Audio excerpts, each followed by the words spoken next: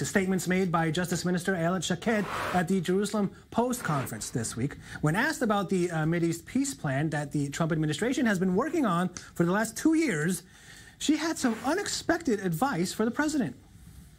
I think that the gap between the Palestinians and the Israelis is much too big in order to be bridged. I think personally it's a waste of time. Although I want peace like anyone else, I think I'm just more realistic. And I know that in the current future, it is impossible. But let's wait and see what they will offer. So you would tell President Trump, don't waste your time with this? Definitely. That would be your advice? Definitely.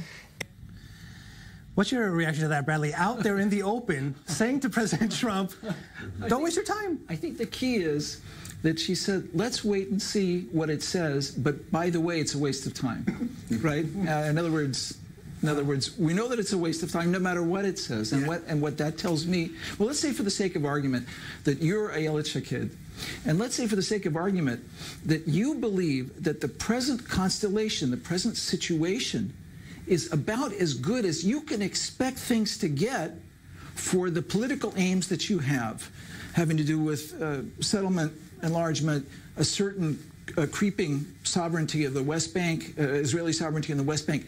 Let's say that almost anything else that upsets the apple cart now screws up the situation, right?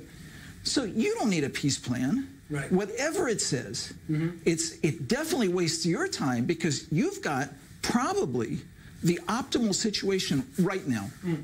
Jeremy, I want to see, what do you think about this? Because it seems, I mean, I'm wondering if Shaked is trying to be a bit more adversarial there out in the open, maybe because of that big political loss she just got from the Prime Minister himself, she and Bennett together. Well, I think most of our viewers are thinking this is the best time ever for a peace deal, right? There's no situation with Gaza. We didn't just have the highest all-time amount of rockets fall within a 24-hour period. There's nothing happening at the northern border, not with Lebanon, not with Hezbollah. There's nothing going on with Syria right now. It's just a peaceful island all around. So this is the perfect time. Let's just go ahead and talk about a peace plan. This is definitely the right time. Well, Bayit Yehudi does not agree with that. Ayelet Shaked does not agree with that.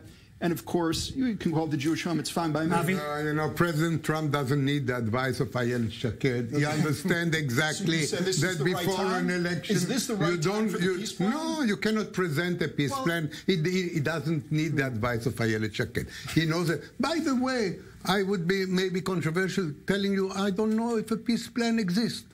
What are they working on? I don't know. Maybe there are some thoughts, there are some things that no, I'm sure they're working on something. I do not believe that the peace plan exists because it would have leaked long time ago. And I'm sure you agree that it exists, probably. I mean, they're working on something. I actually don't think that there's a plan in the way we used to think about it in the 90s in terms of the details. What like they're a piece of working paper on, where it says boom, boom, boom. So what is because the details don't matter at this point. What they're working on, and the reason that I think that President Trump, if any president might actually stumble into making peace, it's this president. First of all, because he's touching the core issues. He's touching Jerusalem. He's touching the right of return, and he's doing it in a clear way. He's not coddling the Palestinians, and he's sending a clear message about coming to terms with reality, which is a key element on the path to peace.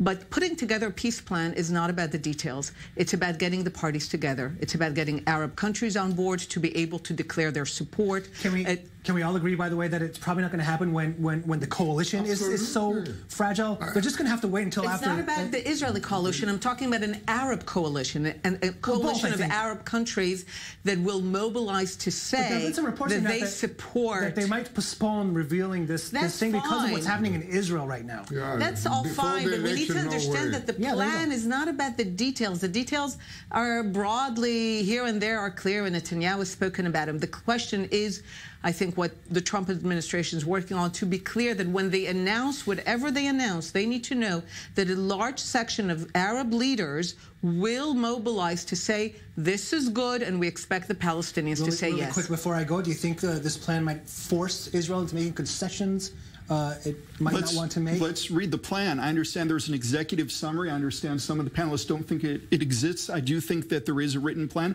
I think this is an administration that knows how to prevent leaks, and this is a difference between this administration and the previous ones. Don't believe in somebody preventing leaks, by the way. There's no such thing. I want to move on. I trust this administration.